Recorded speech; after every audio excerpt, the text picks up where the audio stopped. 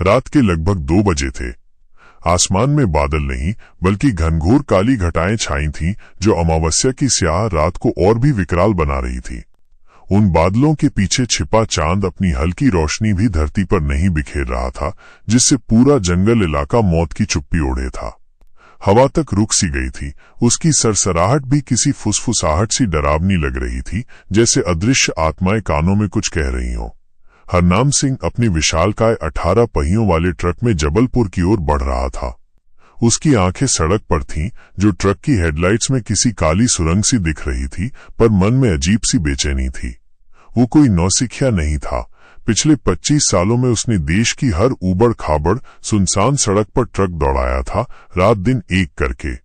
लेकिन पाटन से जबलपुर के बीच का ये बीहड़ और भयावह रास्ता आज भी उसे रीढ़ तक सेहरा देता था, जैसे किसी बर्फीले हाथ ने उसकी रीढ़ को छू लिया हो। हर बार लगता है जैसे कोई साया पीछे बैठा हो, ठीक मेरी गर्दन के पीछे। उसने अपने सूखे होठों पर जबान फेरते हुए बुदबुदाया। उसकी आवाज ट्रक के इंजन की घरघराहट में लगभग खो गई, पर डर की गूंज उसके दिमाग में साफ थी। उसने रेडियो ऑन किया, सोचा कोई गाना सुनकर मन हल्का हो जाएगा, शायद नींद भी भाग जाएगी। पर जैसे ही रेडियो ऑन हुआ, उसमें से एक भयानक कर्कश चीखती हुई आवाजें सुनाई दी, जैसे सैकड़ों औरतें एक साथ दर्द से चीख रही हों। उनकी चीखें किसी भयानक यंत्रणा से भरी हों। आवाज इतनी भयानक थी कि हरनाम के हाथ कांप गए, उसका पूरा शरीर थरथरा उठा। उसने झटके से रेडियो बंद कर दिया। उसकी उंगलियां स्विच पर लगभग चिपक सी गई थीं। ये सब वहम है, नींद की वजह से दिमाग खेल खेल रहा है। उसने खुद को समझाने की नाकाम कोशिश की। उसकी हथेलियों पर पसीना आ चुका था, इतना कि स्टीयरिंग व्हील फिसलता हुआ महसूस हो रहा था। वो नहीं जानता था कि ये वहम नहीं, बल्कि एक सदियों पुरानी भयावह सच्चाई उसका इंतजार कर रही थी, जो आज अपनी भूख मिटाने को तैयार थी, और वो उसकी अगली शिकार बनने वाला था। ट्रक जैसे ही बरगी डैम के पास के उस खूनी मोड़ से गुजरा, जहां कई सालों से जाने कितने ही हादसे हुए थे, एक सफेद साड़ी में लिपटी आकृति सड़क के ठीक बीचों बीच खड़ी दिखी। उसकी शक्ल तो नहीं दिख रही थी, उसका चेहरा एक काले धुंधलके में लिपटा था, पर उसकी मौजूदगी से ही हवा में ठंडक घुल गई थी, और हरनाम को अपने ट्रक की खिड़की के शीशे से भी एक भयानक गंध महसूस हुई, जैसे जले हुए मांस और फूलों की अजीब सी मीठी सी दुर्गंध। हरनाम ने जान हथेली पर रखकर जोर से ब्रेक मारा। ट्रक एक भयानक चीख के साथ घसीटता हुआ रुका।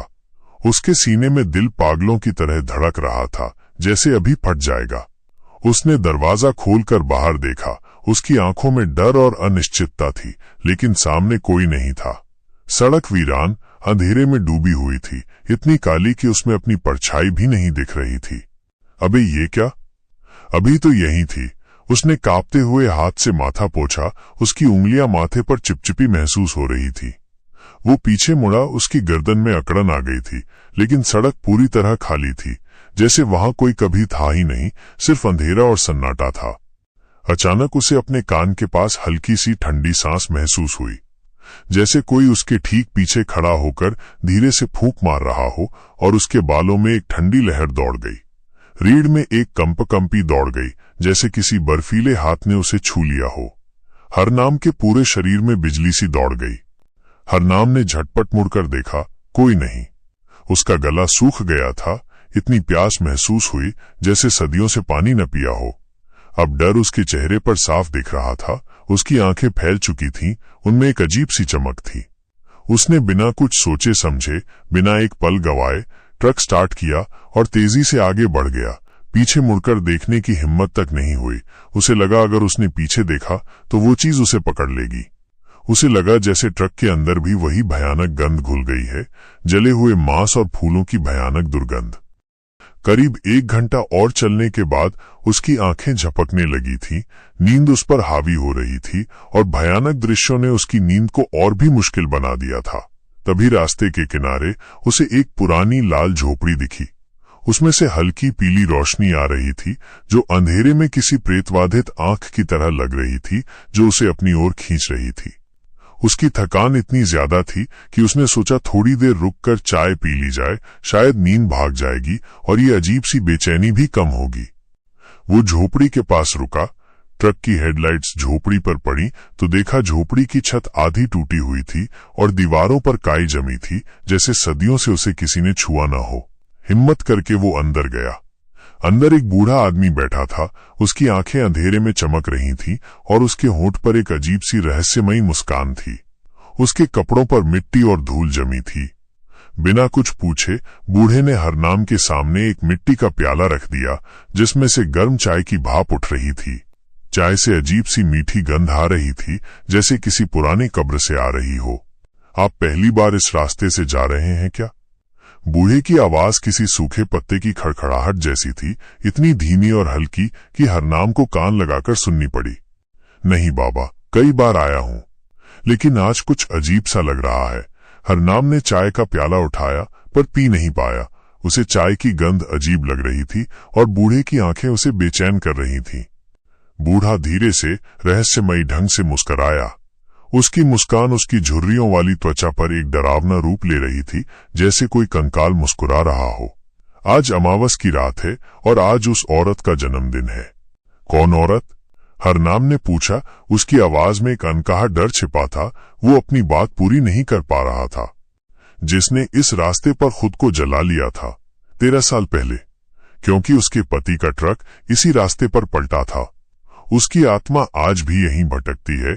इस जंगल में हर अमावस को वो उसी ट्रक वाले को ढूंढती है, जिसने उसे अकेला छोड़ दिया था, जिसने उसे मरने दिया था। हरनाम के हाथ से चाय की प्याली गिर गई। मिट्टी का प्याला जमीन पर बिखर गया और चाय की गर्म धार उसके पैरों को छू गई, पर उसे महसूस नहीं हुई। उसका ध्यान पूरी तरह से बूढ़े की बातों में था। क्या नाम था उस औरत का? उसने डरते हुए पूछा। उसकी आवाज पूरी तरह से लड़खड़ा रही थी, इतनी कि जैसे कोई गला घोंट रहा हो। बूढ़ा की मुस्कान अब और भी चौड़ी हो गई। उसकी आंखें चमकने लगी। उनमें एक भयानक क्रूरता थी। रूपा। हरनाम के चेहरे से खून उतर गया। रूपा मेरी बीवी का नाम था और 13 साल पहले उसी रात मैं इसी रास्ते पर था जब मेरा ट्रक पलटा था। और रूपा, उसकी आवाज पूरी तरह से बंद हो गई। उसके होंठ कांप रहे थे। उसकी आंखें खाली हो चुकी थीं। अचानक झोपड़ी में रखी लकड़ी की आग बुझ गई, जैसे किसी अदृश्य शक्ति ने उसे बुझा दिया हो। बूढ़ा अब गायब हो चुका था, जैसे कभी था ही नहीं। झोपड़ी अंधेरे में बदल चुकी थी, इतनी काली कि हरनाम को कुछ भी दिखाई नहीं दे रहा था। न चूल्हा, न चाय, न बूढ़ा, सिर्फ राख और जले हुए मांस की अजीब सी गंध, जो अब बहुत तेज हो चुकी थी, इतनी कि उसकी सांस लेना मुश्किल हो रहा था। हरनाम को लगा जैसे दीवारें उसके ऊपर आ रही हैं और अंधेरा उसे निगलने को तैयार है, उसे खींच रहा है। हरनाम ने बिना एक पल गवाए झट से ट्रक में बैठा और जबलपुर की ओर भागा। उसके दिमाग में बस एक ही बात थी, भागो, भागो, जितना तेज हो सके। उस भयानक झोपड़ी से, उस बूढ़े से और उस रूपा नाम की आत्मा से जो अब उसके पीछे पड़ चुकी थी। लेकिन तभी पीछे से ट्रक के अंदर दरवाजा खुला, एक तेज हवा का झोंका आया और कोई अंदर चढ़ा। ट्रक के अंदर हवा का एक ठंडा झोंका आया, जैसे किसी आत्मा ने प्रवेश किया हो, और तापमान एकदम से गिर गया। रिव्यू मिरर में उसने देखा, सफेद साड़ी में लिपटी रूपा उसके ठीक पीछे बैठी थी। उसकी आंखें अंधेरे में चमक रही थीं, उनमें एक भयानक लालिमा थी और उसका चेहरा विकृत था, जैसे आग में बुरी तरह से जला हुआ हो। उसकी हड्डियां दिख रही थीं। उसके होंठ हिल रहे थे, पर आवाज नहीं आ रही थी। उसकी जगह एक भयानक फुसफुसाहट थी। हरनाम, मुझे छोड़ क्यों गए थे? आवाज में जले हुए शरीर की खौफनाक गूंज थी, जैसे सैकड़ों लाशें एक साथ बोल रही हों। उनकी आवाजें एक दूसरे से टकरा रही थी। ये आवाज उसके दिमाग में गूंजने लगी, हर नस में समा गई, उसे पागल कर रही थी।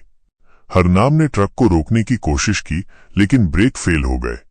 उसने कितनी भी कोशिश की, ब्रेक पैडल जमीन में धंस गया था, जैसे किसी अदृश्य शक्ति ने उसे रोक लिया हो। स्टीयरिंग व्हील अपने आप घूमने लगा, जैसे किसी अदृश्य हाथ ने उसे थाम रखा हो और ट्रक को अपनी मर्जी से चला रहा हो। ट्रक अब खुद चल रहा था और उसकी गति बढ़ती जा रही थी, जैसे कोई उसे नरक की ओर खींच रहा हो। सड़क के दोनों ओर पेड़ किसी धुंधली छाया की तरह भाग रहे थे। उनकी शाखाएं उसे डरावनी लग रही थीं। रूपा, माफ कर दे, मैं नहीं चाहता था, वो चिल्लाया। उसकी आवाज डर से फट चुकी थी, इतनी कि उसे अपनी आवाज पहचान में नहीं आ रही थी। उसकी आंखों से आंसू बह रहे थे, या शायद वो किसी और के आंसू थे, खून से सने हुए। अब बहुत देर हो चुकी है, तुम आज मेरे साथ चलोगे? रूपा बोली। उसकी आवाज अब और भी तेज हो चुकी थी, जैसे पूरे जंगल में गूंज रही हो, और उसमें एक भयानक जीत की चमक थी। उसने हरनाम की तरफ अपना जला हुआ काला हाथ बढ़ाया। उसकी उंगलियों से आग की लपटें निकल रही थी। वो हाथ हरनाम की ओर बढ़ रहा था, उसे छूने के लिए, उसे अपने साथ ले जाने के लिए। हरनाम को लगा जैसे उसकी सांस रुकने वाली है। अगली सुबह जब सूरज की पहली किरणें बरगी डैम के पास पड़ी और धुंध छटी, तो पुलिस को एक जला हुआ ट्रक मिला। Number plate MP09H666। ट्रक का ढांचा पहचान में नहीं आ रहा था, सिर्फ राख और जले हुए लोहे का ढेर था, जैसे उसे किसी नर की आग ने भस्म कर दिया हो। ड्राइवर की कोई लाश नहीं मिली, कोई निशान नहीं मिला, जैसे वो हवा में ही गायब हो गया हो। लेकिन ट्रक की सीट पर जले हुए कंगन और एक अधजली साड़ी पड़ी थी। साड़ी से जले हुए मांस की भयानक दुर्गंध आ रही थी, इतनी तेज कि पुलिसकर्मी भी उल्टी कर रहे थे। एक पुलिसकर्मी ने देखा कि साड़ी पर एक हाथ का निशान बना था, जो किसी जले हुए हाथ का था। उस दिन के बाद से हर अमावस की रात जबलपुर की ओर जाने वाले ड्राइवरों को एक लाल झोपड़ी दिखती है, जिसमें से हल्की पीली रोशनी आती है, जो उन्हें अपनी ओर खींचती है। जो ड्राइवर हिम्मत करके रुकते हैं, उन्हें अंदर एक बूढ़ा आदमी मिलता है, जो उन्हें चाय पेश करता है और एक डरावनी कहानी सुनाता है। रूपा की कहानी, हरनाम की कहानी और उस रास्ते के अभिशाप की कहानी। और कुछ किस्मत वाले ड्राइवर ही अगली सुबह तक जिंदा रह पाते हैं। कहा जाता है कि जिन ड्राइवरों की किस्मत खराब होती है, उन्हें आज भी बरगी डैम के पास उस मोड़ पर सफेद साड़ी वाली औरत दिखती है, जिसकी आंखें आग की तरह जलती हैं। वो औरत उन्हें अपने साथ उस अंधेरे में खींच लेती है, जहां से कोई कभी वापस नहीं आता, जहां रूपा अपनी मौत का बदला लेती है। इस रास्ते पर अब हर अमावस्या की रात एक नया शिकार ढूंढती है, और जो भी ड्राइवर उस रात उस रास्ते पर चलता है, उसे पता नहीं होता कि वो अपनी आखिरी यात्रा पर निकल रहा है। क्या आप भी कभी उस रास्ते से गुजरने की हिम्मत करेंगे? और अगर करेंगे तो क्या आप अगली सुबह जिंदा लौट पाएंगे?